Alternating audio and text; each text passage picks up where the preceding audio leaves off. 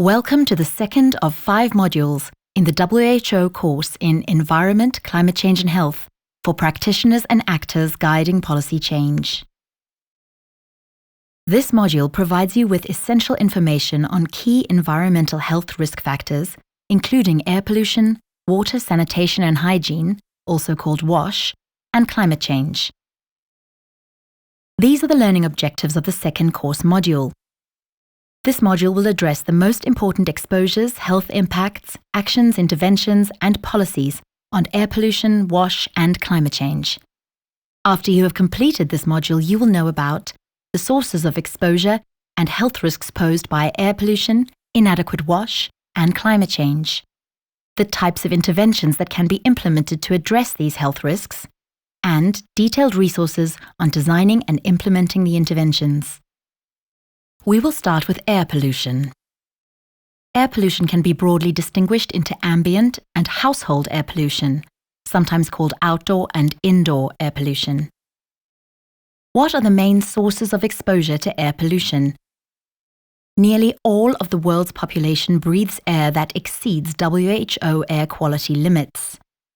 The main human-related sources of exposure to ambient air pollution include transport systems, including road transport, shipping and aviation, power generation, industry, waste management including waste burning, and agriculture and forestry.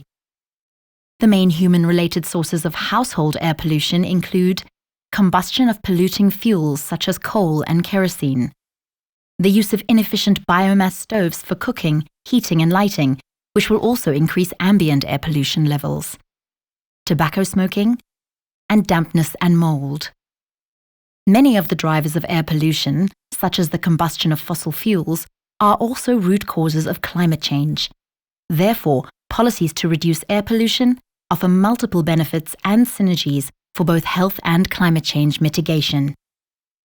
This slide lists important air pollutants that adversely affect health. Particulate matter affects more people than any other pollutant.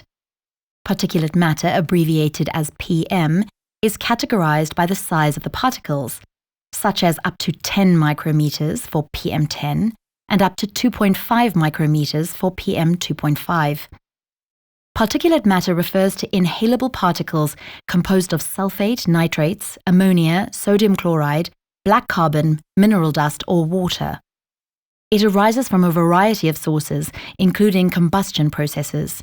In general, finer fractions of particles have more adverse health effects as they can go deeper into the lungs and even enter the bloodstream.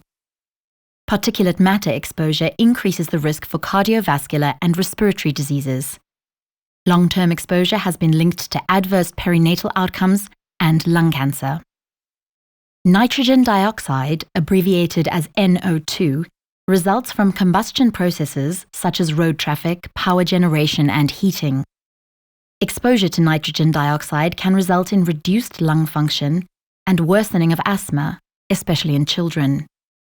Ground-level ozone, abbreviated as O3, is formed by reaction with sunlight or photochemical reactions of pollutants such as nitrogen oxides and volatile organic compounds such as those emitted from vehicles and industry. The highest ozone levels occur on sunny days. Exposure to elevated ozone levels causes breathing problems, triggers asthma, reduces lung function, and causes lung disease. Sulfur dioxide, abbreviated as SO2, is released through the burning of sulfur-containing fossil fuels for domestic heating, power generation, and motor vehicles. Sulfur dioxide adversely impacts respiratory health and lung function. Sulfur dioxide is the precursor of sulfuric acid, the main component of acid rain, which is a cause of deforestation.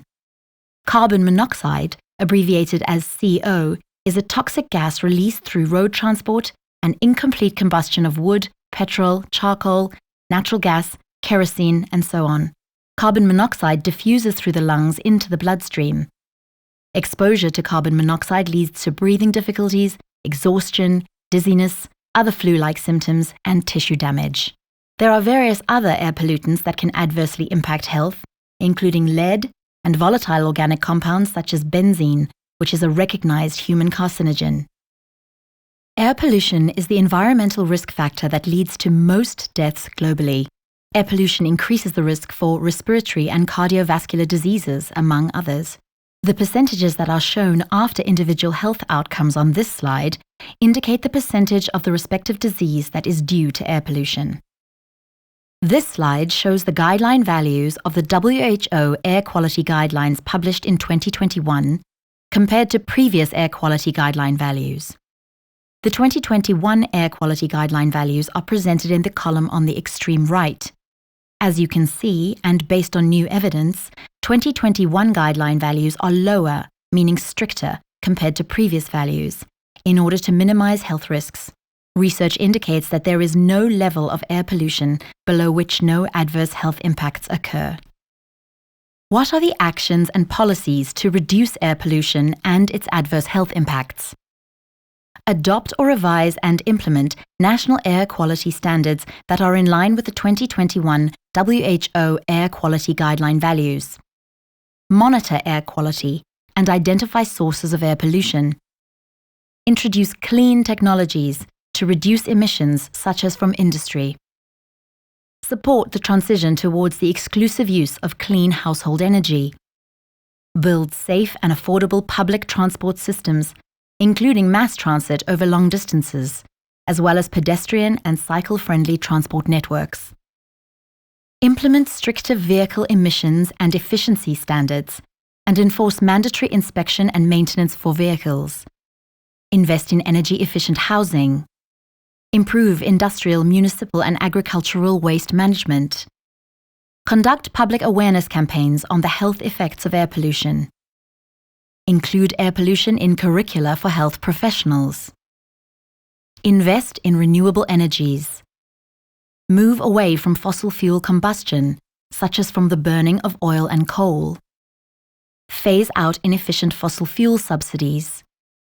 Increase reliance on the cogeneration of heat and power, and distributed energy generation, such as rooftop solar power generation.